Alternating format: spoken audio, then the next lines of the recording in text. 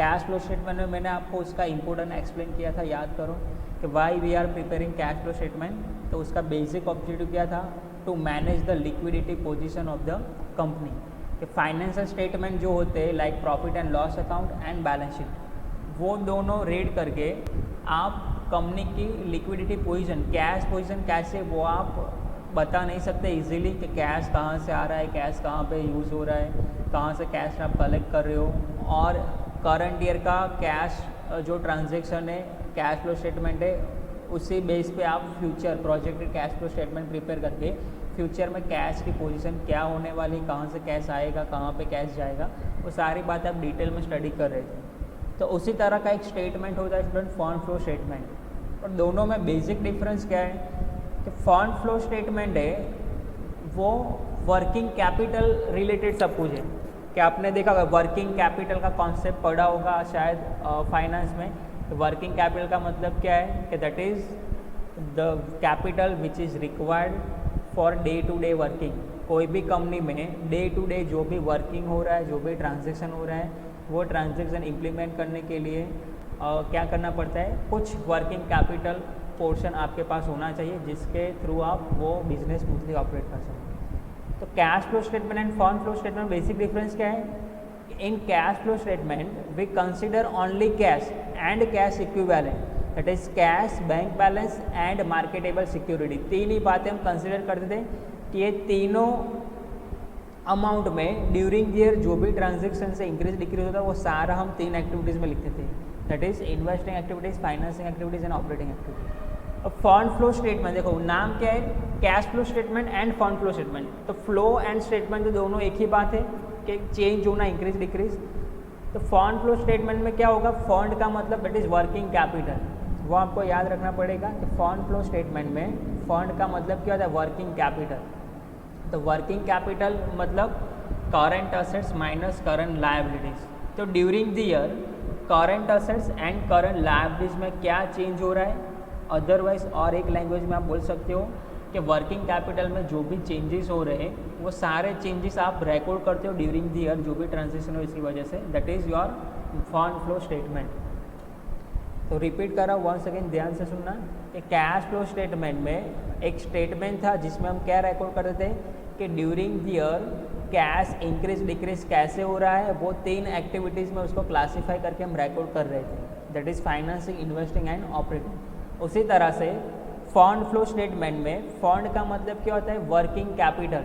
तो during the year working capital कैसे change हो रही है उसका डिटेल में आप रिकॉर्ड करते हो और उसी को हम क्या बोलते हैं, फंड फ्लो स्टेटमेंट। पर दोनों में बेसिक डिफरेंस क्या है स्टूडेंट, कि कैश फ्लो स्टेटमेंट कि ड्यूरिंग द ईयर कैश की सिचुएशन और पोजीशन इंक्रीज डिक्रीज किस तरह से हो रहा है वो हम एक ही स्टेटमेंट में बना देते, that is cash flow statement. पर फंड फ्लो स्टेटमेंट में ये जो वर्किंग कैपिटल में ड्यूरिंग ईयर चेंज हो रहा है इंक्रीज डिक्रीज, वो हम तीन स्टेटमेंट में प्रिपेयर करते हैं। एंड वो तीन स्टेटमेंट कौन से हैं कि देखो, कैश फ्लो स्टेटमेंट में ऑपरेटिंग एक्टिविटीज़ में हम क्या करते थे, नेट प्रॉफिट में से हम क्या फाइंड आउट करते थे कि जो नेट प्रॉफिट है उसको कैश में कन्वर्ट कर देते, कैश प्रॉफिट में। उसके बाद current assets and current liabilities related जितने भी ट्रांजेक्शन होते थे वहाँ पे हम लिखते थे। देखो वेट,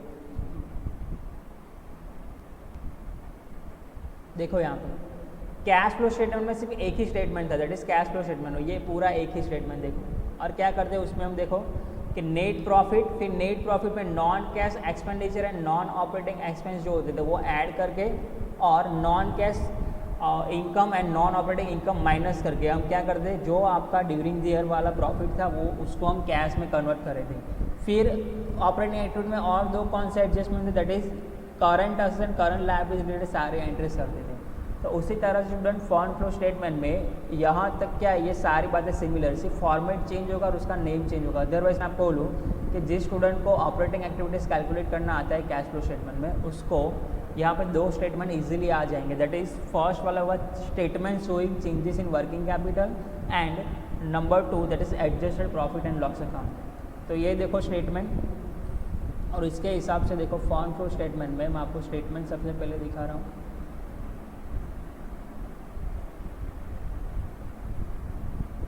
देखो ये रहा, क्या लिखा है देखो यहाँ पे, दैट इज स्टेटमेंट और schedule showing changes in working capital. ये एक स्टेटमेंट आपको बनाना पड़ेगा जब आप कैश फ्लो स्टेटमेंट प्रिपेयर करो। वेट,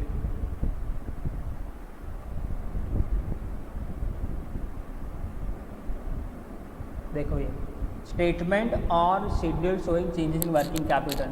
तो देखो क्या लिखा है, करंट असेट्स सारी यहाँ पे लिखी है करंट असेट्स, फिर देखो यहाँ पे टोटल करंट असेट्स और यहाँ पे क्या लिखा है करंट लायबिलिटीज, और यहाँ पे ए का टोटल, यहाँ पे बी का टोटल, फिर वर्किंग कैपिटल। तो वर्किंग कैपिटल का फॉर्मूला क्या है, current assets minus current liabilities, फिर during their working capital current assets and current liability की वजह से इंक्रीज डिक्रीज होगा, वो आप इस पर्टिकुलर स्टेटमेंट में फाइंड आउट करो। तो ये करंट असेट करंट लायबिलिटीज हम कहाँ पे लिखते हैं स्टूडेंट, कैश फ्लो स्टेटमेंट में। देखो यहाँ ये रहा, देखो ये रहा, देखो करंट असेट्स रिलेटेड और करंट लायबिलिटी। तो ये सेम कॉन्सेप्ट, सिर्फ स्टेटमेंट चेंज हो रहा है कि ये दोनों पोर्शन को क्या लिख दिया है, दैट इज शेड्यूल और change statement showing changes in working capital. यहाँ पे देखो ये रहा। तो ये अगर आपको वो वाला पोर्शन आता है तो ये इजीली आ जाएगा। उसके बाद क्या है, देखो और एक कैश फ्लो स्टेटमेंट में हमने कुछ बातें पढ़ी थी, देखो ये वाला, ये फर्स्ट पोर्शन दैट इज ये नेट प्रॉफिट लिखते थे, उसमें non cash and non operating expense थे वो ऐड करते थे, और non cash and non operating income थे वो माइनस करते थे। तो ये सेम कॉन्सेप्ट यूज़ करके आप कौन सा स्टेटमेंट प्रिपेयर करने वाले हो फंड फ्लो स्टेटमेंट में, और एक स्टेटमेंट होगा that is adjusted profit and loss account. देखो ये रहा, that is adjusted profit and loss account, ये वाला स्टेटमेंट। देखो लिखा है यहाँ पे, देखो opening balance and closing balance, net profit का ओपनिंग बैलेंस यहाँ पे लिखना है, क्लोजिंग बैलेंस यहाँ पे। फिर ये जो non cash expenditure and non operating expenditure है वो सारे यहाँ पे लिखे। तो डेप्रिसिएशन, फिर रिटर्न ऑफ जो भी किया हो, preliminary expense, return of goodwill, return of loss, provision, propose dividend, transfer to GI, ये सारी बातें हम लिखते थे नॉन कैश एक्सपेंडिचर में। और यहाँ पे देखो profit on sale of fixed, एक ही बात थी वो हमने यहाँ पे लिख दी। फिर आपको आंसर मिलेगा balancing amount that is adjusted profit fund from operation.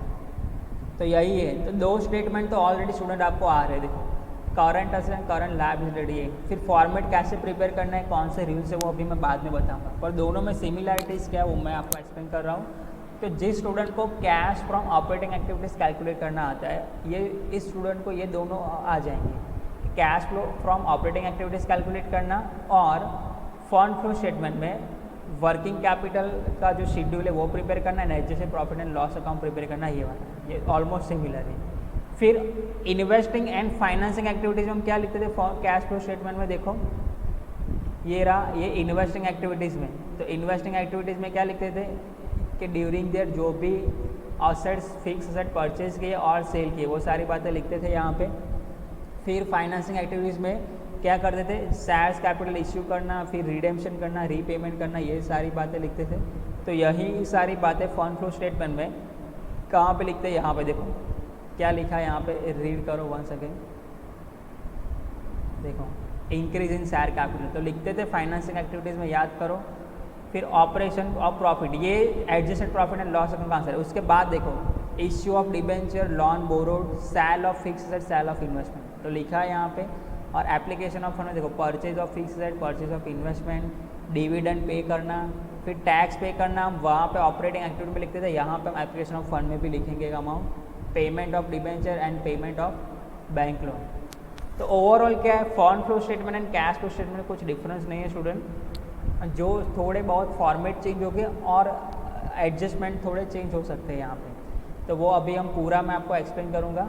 अब ये सारी बातें देखो, ये भी ऑलमोस्ट सिमिलर है, इंटरिम डिविडेंड, तो उसमें भी वही है जो हम वहाँ पे सॉल्व करते हैं कि इंटरिम डिविडेंड, तो क्या करते थे, प्रॉफिट में ऐड कर देते थे और फाइनेंसिंग एक्टिविटीज़ में माइनस कर देते थे। फिर प्रपोज डिविडेंड में क्या करते हैं, प्रीवियस ईयर का बैलेंस पे किया ऐसा एज्यूम कर लेते थे और करेंट ईयर का बैलेंस प्रॉफिट में वापस ऐड कर देते हैं। उसी तरह के कुछ एडजस्टमेंट है तो वो भी देखेंगे हम यहाँ पे वन बाय वन।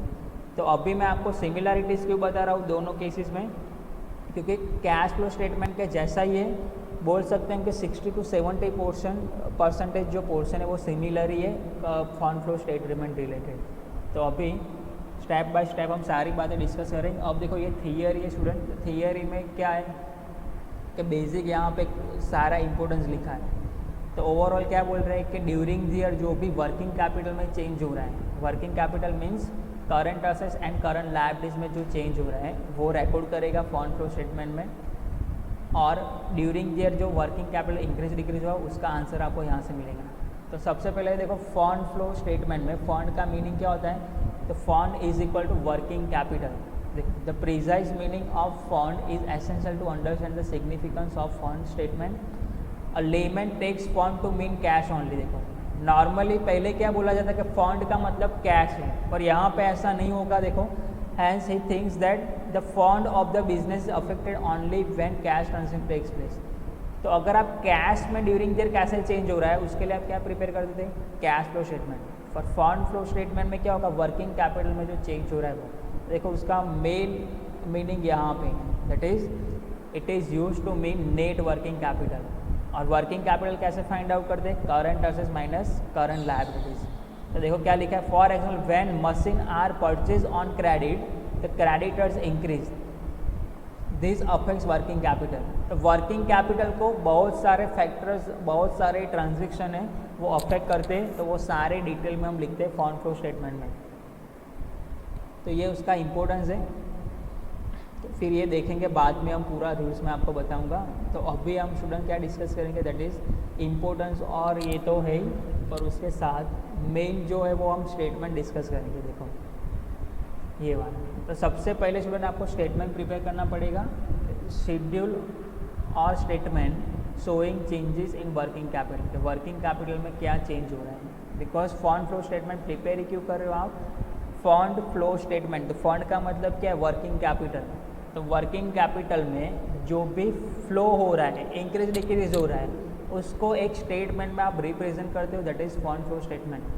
अब वर्किंग कैपिटल का मीनिंग आपको पता है कि current assets minus current liabilities करोगे तो क्या बन जाएगा, वर्किंग कैपिटल। तो वर्किंग कैपिटल में चेंज हो रहा है, तो वर्किंग कैपिटल में चेंज हो रहा है वो कैसे आप रिकॉर्ड कर पाओगे, current assets and current liability में जो चेंज हो रहा है वो रिकॉर्ड करके तब जाके आपको ओवरऑल पता चलेगा कि वर्किंग कैपिटल में कितना चेंज हो रहा है। देखो तो working capital statement first prepare करना पड़ेगा आपको।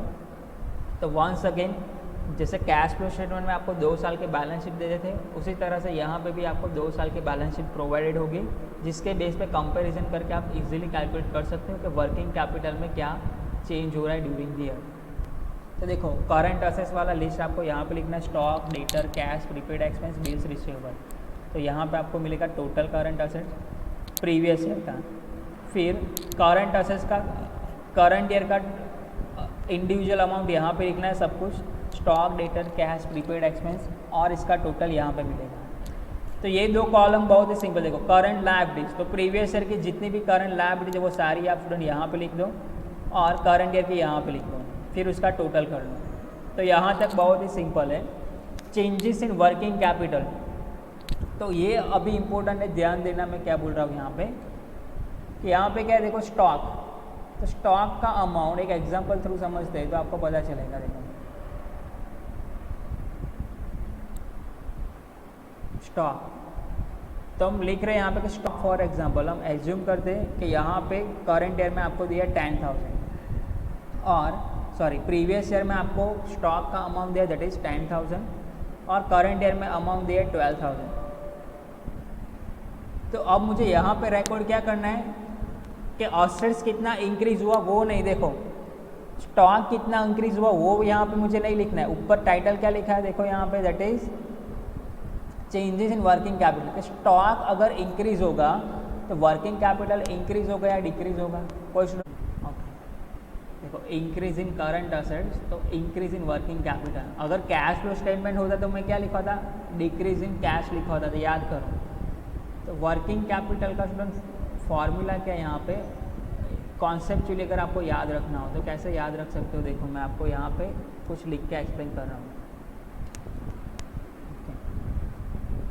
Working capital is equal to current assets minus current liabilities, ये फॉर्मूला होता है वर्किंग कैपिटल का। वर्किंग कैपिटल कैसे हम फाइंड आउट करते थे, current assets minus current liabilities. तो अगर स्टूडेंट यहाँ पे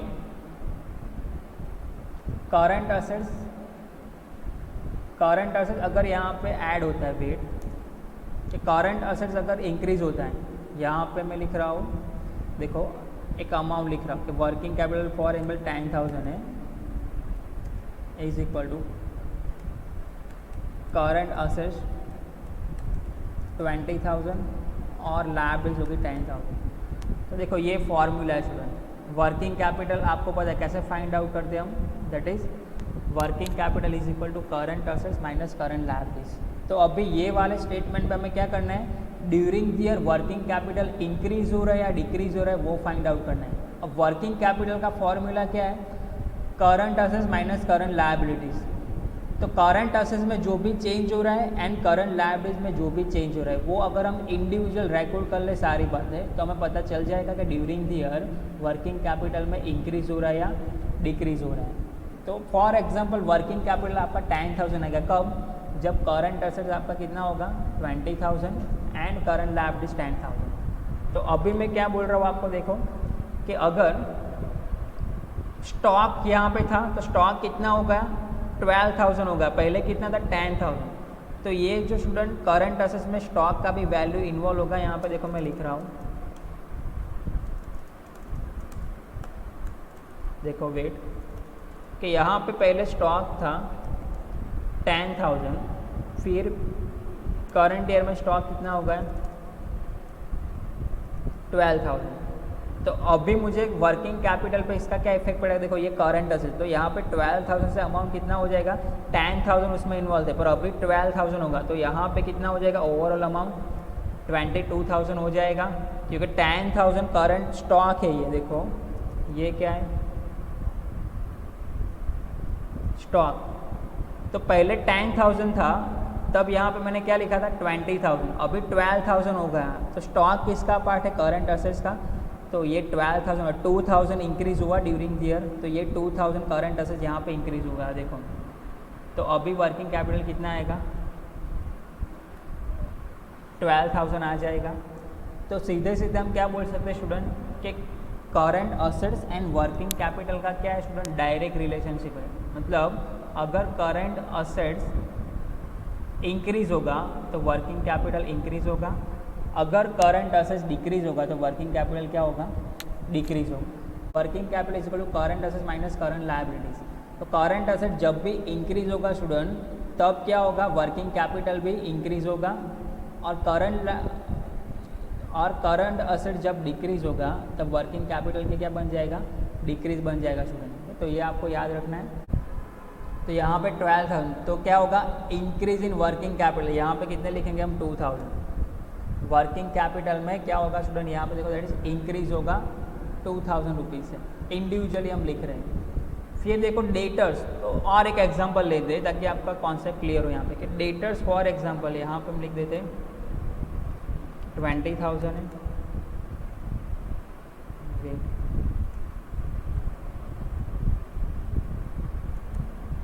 डेटर्स 20,000 है, और यहाँ पे हम एज्यूम करें कि डेटर्स यहाँ पे हो गए 10,000।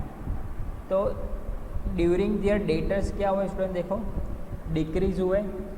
तो अब इंक्रीज वाले कॉलम में यहाँ पे कुछ भी नहीं लिखेंगे, क्यों, बिकॉज वर्किंग कैपिटल इंक्रीज नहीं हो रहा है, क्या हो रहा है, डिक्रीज हो रहा है। तो हम यहाँ पे लिख सकते हैं कि वर्किंग कैपिटल 10,000 से वेट, यहाँ पे हम लिखेंगे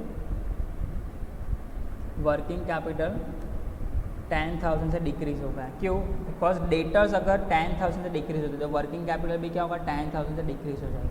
तो करंट असेट्स में रूल्स आपको क्या याद रखना student conceptually, current assets increase होते हैं तो वर्किंग कैपिटल उतनी अमाउंट से इंक्रीज होगा, करंट असेट्स जितनी अमाउंट से डिक्रीज होगा उतना ही वर्किंग कैपिटल डिक्रीज होगा।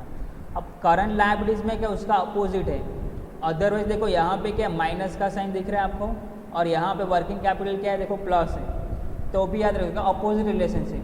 तो एक एग्जांपल लेते हैं ताकि क्लियर हो जाए। यहाँ पे देखो ट्रेड क्रेडिटर्स, तो एज्यूम कर रहे हैं यहाँ पे कि ट्रेड क्रेडिटर्स फॉर एग्जांपल यहाँ पे ट्रेड क्रेडिटर्स में लिख रहा हूँ 20,000, और यहाँ पे ट्रेड क्रेडिटर्स लिख रहा हूँ मैं 30,000। तो current liabilities that is creditors 10,000 से इंक्रीज हुए, तो क्या होगा आपका वर्किंग कैपिटल डिक्रीज होगा, that is opposite relationship, negative relationship. देखो यहाँ पे मैं लिख रहा हूँ 10,000 यहाँ इस हिसाब से। देखो अभी एग्जाम्पल एक छोटा सा लेते तो क्लियर हो जाए कि वर्किंग कैपिटल 10,000 शो कर रहा है और करंट असेट्स कितना है 50,000 है, करंट लायबिलिटी 40,000, तब आपका वर्किंग कैपिटल 10,000 है। अभी क्या हो रहा है उसमें देखो कि करंट लायबिलिटी का एक पार्ट क्या होता है, क्रेडिटर्स होते हैं जो 20,000 थे, फिर कितने हो गए 30,000 हो गए, तो 10,000 इंक्रीज हुए। ओके, तो यहाँ पे क्या होगा, ये सिचुएशन में क्या था, यहाँ पे क्रेडिटर्स थे,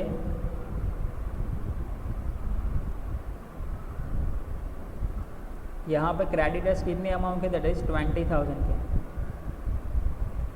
अब चेंज क्या हुआ, क्रेडिटर्स 20,000 से कितने हो गए स्टूडेंट 30,000 के हो गए। देखो तो वो सिचुएशन हम यहाँ पे लिख रहे हैं। देखो अभी क्रेडिटर्स कितने हो गए, यहाँ पे लिख रहे हैं दैट इज 30,000। तो वर्किंग कैपिटल में किस तरह से चेंज होगा, देखो अभी मैं लिख रहा हूँ यहाँ पे।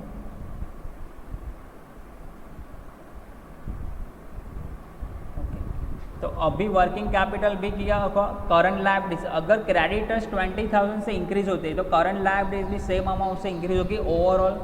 तो यहाँ पे मैं लिख रहा हूँ देखो दैट इज 50,000। तो अभी आपका वर्किंग कैपिटल क्या आ जाएगा, देखो 0, क्यों, बिकॉज करंट असेट्स भी 50,000 और करंट लायबिलिटीज 50,000 है। तो उसका मतलब क्या होगा, करंट असेट्स और current liabilities and working capital में क्या है, नेगेटिव रिलेशन। देखो अगर करंट लायबिलिटीज इंक्रीज होती है जितनी अमाउंट से, तो उतनी अमाउंट से वर्किंग कैपिटल क्या होगा, डिक्रीज होगा।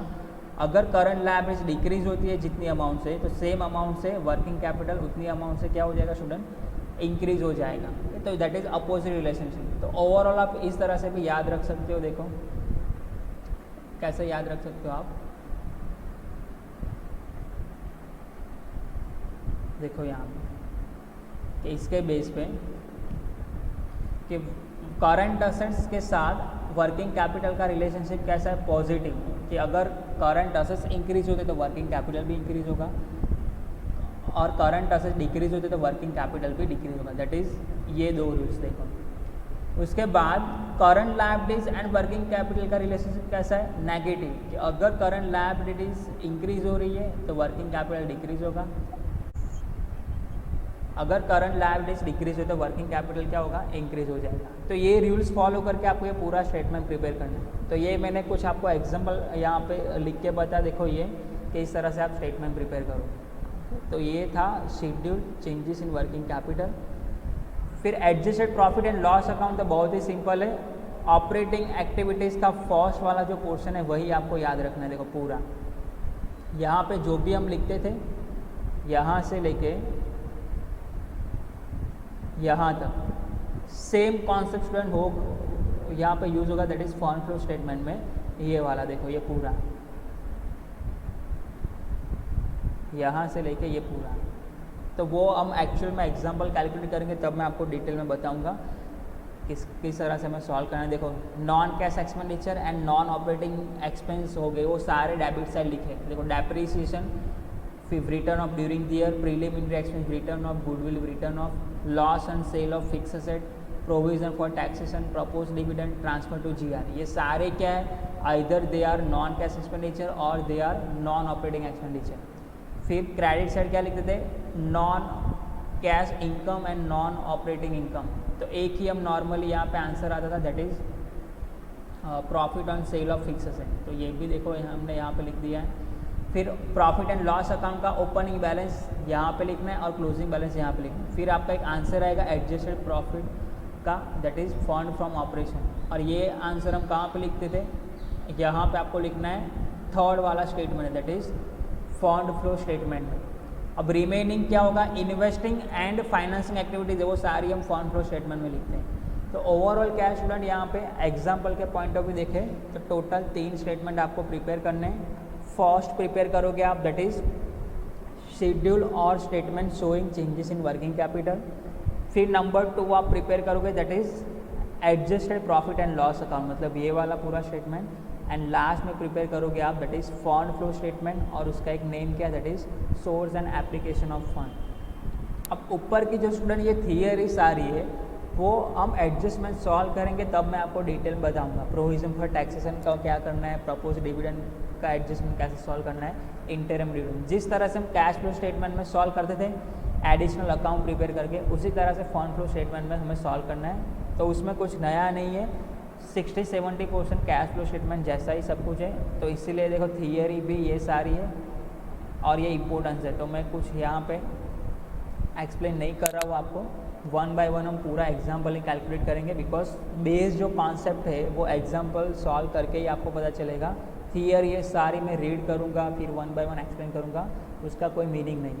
तो एग्जाम्पल ही कंटिन्यू करेंगे हम उसमें यहाँ पे डायरेक्टली।